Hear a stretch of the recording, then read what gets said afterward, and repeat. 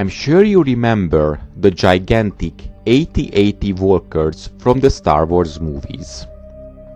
Well, in the early years of World War I, a similar vehicle might have appeared in the European battlefield.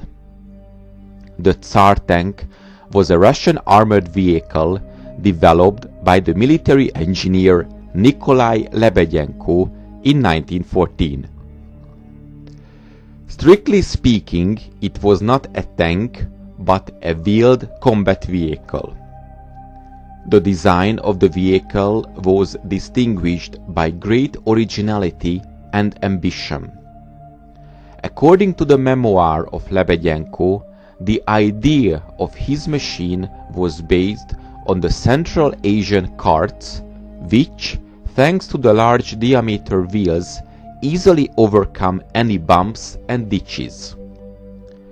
The two huge front wheels had a diameter of about 9 meters, while the rear roller was noticeably smaller, about 1.5 meters. The upper stationary machine gun wheelhouse was raised about 8 meters above the ground, and an additional machine gun turret was also planned to be installed under the bottom. The speed of the vehicle was approximately 17 kilometers per hour. The engineer Lebedenko, who developed the project, had a private laboratory in Moscow. When the project was ready, Lebedenko presented it to the Russian Tsar Nicholas II with a wooden model of his tank with an engine based on a gramophone spring. According to the recollections, the Emperor and the engineer played with this model for several hours. Nicholas II, impressed by the tank, ordered to allocate 200,000 rubles from his own funds for the project.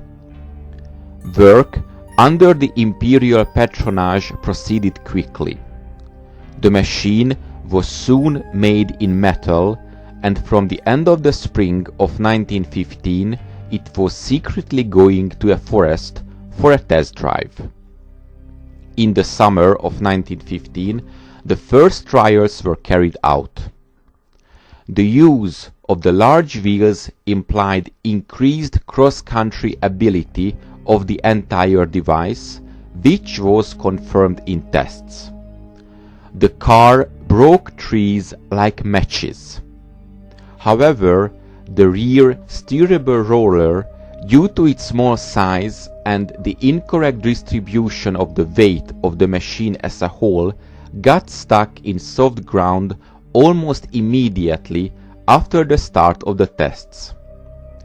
The large wheels were unable to pull it out, even despite the use of the most powerful propulsion system at the time, which consisted of two captured Maybach engines. The tests also revealed the seemingly obvious and significant problem. Although the tank was impressive, but its combat value was questionable. Already during the first tests, the vehicle became vulnerable. A simple salvo of shrapnel on the large wheels guaranteed to disable the tank. At the same time, the colossal dimensions of the tank and the low speed of movement made it an ideal target. The dimensions predetermined the low cross-country ability of the vehicle. Accordingly, the hidden transfer of such colossus to the front also seemed very unlikely.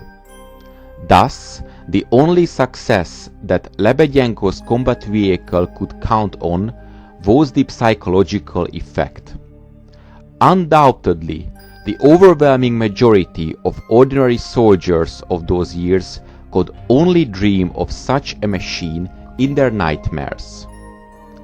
All this led to the fact that in September of 1915 the project was cancelled as a result of the negative opinion of the Russian Imperial High Command. Until 1917, the tank was guarded at the test site, but then, due to the outbreak of political cataclysm, the vehicle was forgotten and was no longer remembered.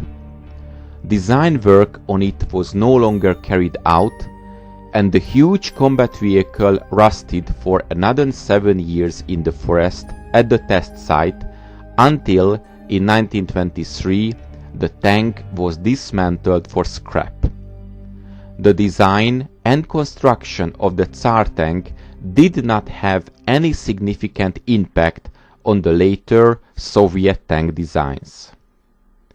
There is also a conspiracy theory regarding to the fate of the Tsar tank project.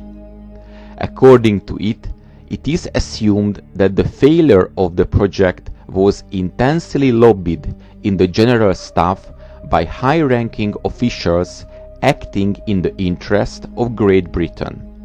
However, this version has no documentary evidence. In 2018, in the Moscow region, a mock-up of the tank was built according to the original drawings on the 1:1 scale. However, with a large number of inaccuracies, and in fact, it only makes it possible to estimate the size and shape of the Tsar tank. Therefore, the work was subjected to harsh criticism in the past few years.